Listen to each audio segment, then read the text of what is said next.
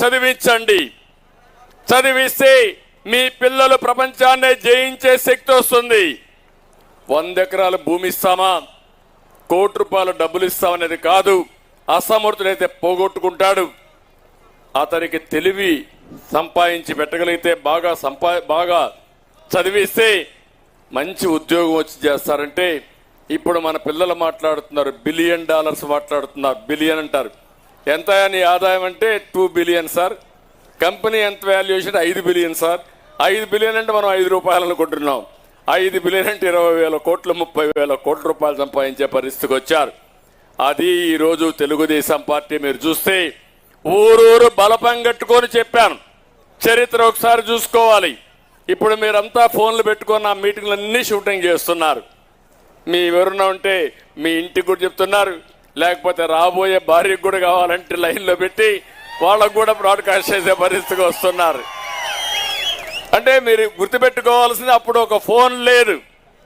మన కుప్పంలోనే కొత్తగా వచ్చినప్పుడు సెల్ ఫోన్ ఉందా తల్లి నీకు? అప్పుడు మీ ఇంటికి ఫోన్ ఉందా? ఆ రోజు ఫోనులు లేవు. నేను అన్నాను అప్పుడు ఎలక్ట్రానిక్ ఎక్స్చేంజ్ పెడతారని అంటే 89లో అందరూ నా మీద పడిపోయారు. కుప్పంలో 100 టెలిఫోన్లు లేవు, ఈయన ఎలక్ట్రానిక్ ఎక్స్చేంజ్ పెడతాడంటని. నేను చెప్పా, చేసి చూపిస్తానని చెప్పా. ఆ రోజు నేను ఆలోచించాను, ఈ సెల్ ఫోన్లు చైనాలో కొన్ని కోట్ల సెల్ ఫోన్లన్నీ మొబిలైజ్ అవుతా ఉంటే ఇండియాలో కాల్ చేయాలంటే, టెలిఫోన్ చేయాలంటే లైట్నింగ్ కాల్ అని వారం రోజులకు వచ్చేది.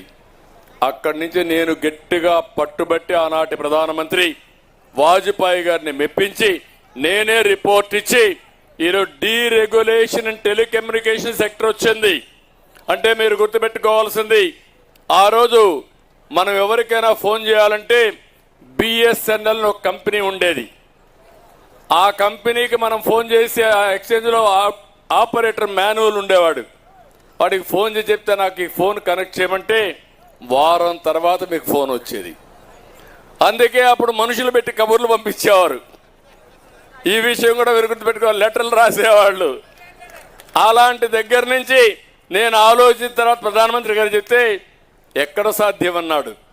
అసాధ్యం అనేది ఏది ఉండదు సార్, నా మాటనండి, మీరు చేయండి, మీరు ఫలితాలు చూస్తారంటే నేను ఇచ్చిన రిపోర్ట్ ఆధారంగా రిఫార్మ్ తీసుకొచ్చారు. ఈరోజు మా తమ్ముళ్ళన్నీ ఆ సెల్ ఫోన్లు వాడుతూ ఉంటే మెసేజ్ కూడా 1 నిమిషంలో మీ ఇంటికి పంపించేస్తున్నాను. నేను మీటింగ్లో ఉన్నా, మీటింగ్ స్టార్ట్ అయింది, అర్ధగంటకి మీటింగ్ అవుతుంది, మళ్ళా ఇంటికి ఏ టైంకి వస్తానో మీరు చెప్పే పరిస్థితికి వచ్చేసారు. మా తమ్ముడు ఫుల్గా గుండెలో నన్ను పెట్టుకున్నాడు. చాలా సంతోషం తమ్ముడు. అలాంటి వాళ్ళు చూసినప్పుడు నాకు అనిపిస్తుంది, నా మీద నమ్మకం ఆ తమ్ముళ్ళకి. అలాంటి తమ్ముళ్ళ కోసమే నా జీవితాంతం పనిచేస్తున్నా. తీసుకుందాం పక్కన మళ్ళా అట్లా కూర్చో, ముందుకు రని, ముందుకు వచ్చి ఆ పక్క కూర్చొని తీసుకుంటాను. మీటింగ్ అవుతానే తీసుకో.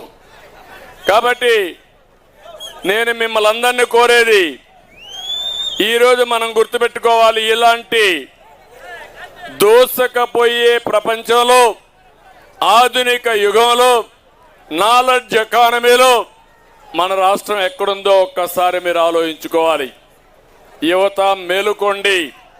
రాష్ట్రంలో పెట్టుబడులు లేవు, పరిశ్రమలు లేవు, ఉద్యోగాలు లేవు, ఉపాధి లేదు.